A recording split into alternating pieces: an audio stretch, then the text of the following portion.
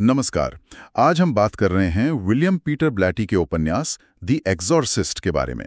50 साल हो गए इसे आए हुए, लेकिन ये आज भी सिर्फ एक डरावनी कहानी नहीं है। हमारे पास एक रिव्यू है 18 जुलाई 2025 का, और हम देखेंगे कि कैसी ये किताब आस्था, शक और बुराई की जो प्रकृति है उस पर गहरे सवाल उठाती है। हाँ बिल्कुल। और ये सिर्फ वो कूदने फांदने वाले डर की बात नहीं है।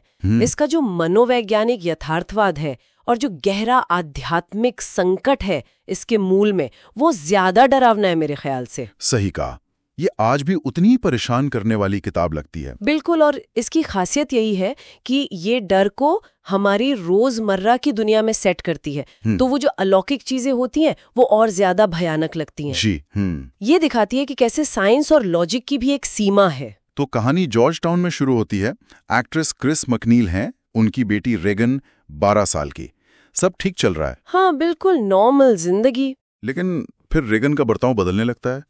पहले अजीब आवाजें, बिस्तर हिलना, और फिर तो मामला बढ़ता ही जाता है। हाँ, वो एकदम बदल जाती है। हिंसक, आवाज भारी, और उसमें मतलब ऐसी ताकत आ जाती है जो यकीन करने लायक नहीं। और क्रिस जो कि नास्तिक हैं, वो पहले हर साइंटिफिक रास्ता अपनाती हैं, डॉक्टर, टेस्ट, सब कुछ। लेकिन कोई फायदा नहीं होता। नहीं, डॉक्टर समझ ही नहीं पाते कि हो क्या रहा है। हालत और बिगड़ती है, चीजें उड़ना शुरू हो जाती हैं, त्वचा पर शब्द उभर आते हैं जैसे हेल्प मी। बाप रे। तो हार कर डॉक्टर्स एक बहुत ही अजीब सलाह देते हैं। वो कहते हैं एग्जॉर्सिज्म करवाइए। Doctors exorcism? हाँ, शायद वो ऐसे एक तरह की साइकोलॉजिकल शॉक थेरेपी की तरह देख रहे थे। मतलब जब कुछ समझ ना आए तो ये आजमा लो। ये अपने आप में दिखाता है कि वो कितने हताश हो गए थे। बिल्कुल। और यही एंट्री होती है फादर डेमियन कैरेस की। वो जेजुएट पादरी हैं और साथ में साइकियाट्रिस्ट भी। ये कॉम्बिनेशन बहुत दिलचस्प है। हाँ, और वो खुद अपनी आस्था के संकट से गुजर रहे हैं। उनकी माँ की मौत हुई है, उसका अपराध बोध है। तो वो शुरू में बहुत शक करते हैं इस केस को लेकर। हाँ, उन्हें लगता है शायद ये कोई मानसिक बीमारी हो।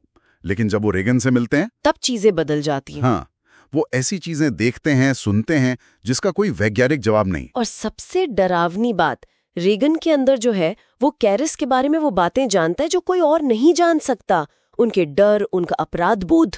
ये पॉइंट शायद कैरिस के लिए टर्निंग पॉइंट होता है। बिल्कुल। जब उन्हें यकीन हो जाता है कि ये सच में शैतानी कब्जा है, तब चर्च फादर लैंकेस्टर मैरिन को बुलाता है। फादर मैरिन एक अनुभवी पादरी। हाँ, बुजुर्ग हैं, बीमार भी हैं, लेकिन वो पहले भी इसी शैतान पजूजू का सामना कर चुके हैं इराक में सालों पहले। अच्छा। तो उनका आना एक तरह से आखिरी लड़ाई की तैयारी जैसा है। और उपन्यास का जो क्लाइमैक्स है वो एग्जॉर्सिज्म ही है। हाँ, वो भयानक सीन, मैरिन और कैरिस उस कमरे में शैतान से भिड़ते हैं।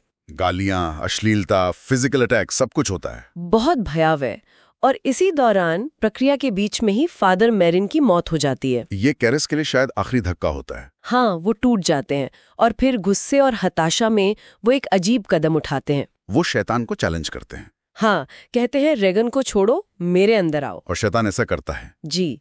लेकिन कैरिस अपनी विल पावर के आखिरी कतरे का इस्तेमाल करते हैं और खिड़की से कूद जाते हैं। अपनी जान दे के रेगन को बचा लेते हैं। हाँ, बाद में रेगन को कुछ याद नहीं रहता उस सब के बारे में। किरदारों पर थोड़ी बात करें। फादर कैरिस तो जैसे कहानी का दिल है। बिल्कुल। वो आस्था और संदेह के बीच लगातार झूलते रहते हैं। उनका आखिरी बलिदान उन्हें एक ट्रैजिक हीरो बनाता है। और क्रिस मैकनील, वो जैसे हम आप हैं, सेक्युलर दुनिया जो ऐसी चीजों से टकराती है जिसे वो समझ नहीं सकती। सही कहा। और फादर मैरिन, वो अनुभव है, वो ज्ञान जो बुराई की पुरानी गहरी जड़ों को पहचानता है। और रेगन, वो बेचारी मासूम है जिसकी पीड़ा इस कहानी को इतनी ताकत देती है। तो मुख्य विषय क्या उभर कर आते हैं? आस्था बनाम संदेह तो है ही। हाँ, और बुराई का सवाल, क्या बुराई कोई बाहरी ताकत है या बस हमारे अंदर की कोई कमी? और विज्ञान की सीमाएं क्या हैं? ब्लैटी बहुत चालाकी से हर लॉजिकल एक्सप्लेनेशन को काटते जाते हैं। हाँ, वो पाठक को और किरदारों को मजबूर करते हैं कि वो अलौकिक संभावना के बारे में सोचें। इसका कल्चरल इम्पैक्ट तो जबरदस्त था। वो बिल्कुल। न्यूयॉर्क टाइम्स बेस्टसेलर लिस्ट में 1 साल से ज्यादा रही किताब। और फिर 1973 में जो फिल्म आई, उसने तो इसे पूरी दुनिया में पहुंचा दिया। बहुत बहस हुई, आलोचना भी हुई। लेकिन इसने आस्था, बुराई, सुपरनैचुरल, इन सब पर एक ग्लोबल बातचीत शुरू कर दी। हाँ, और वो जो डेमोनिक पोजेशन का आइडिया है वो लोगों के दिमाग में फिर से ताज़ा हो गया।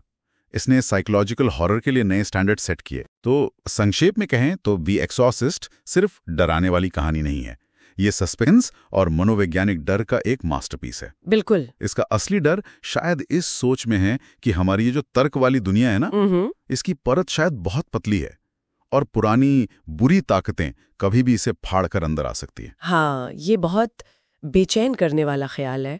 और एक आखिरी बात सोचने के लिए छोड़ जाते हैं। ये किताब बुराई को एक बाहरी शक्ति के तौर पर दिखाती है। मतलब वो सिर्फ साइकोलॉजी या समाज की देन नहीं है, बल्कि अपने आप में एक हकीकत है। आज के ज़माने में जब हम अक्सर बुराई को समझाने के लिए मनोवैज्ञानिक या सामाजिक कारण ढूंढते हैं, तो ये आइडिया हमें कैसे चैलेंज करता है, या क्या ये आज भी उतना ही प्रासंगिक लगता है?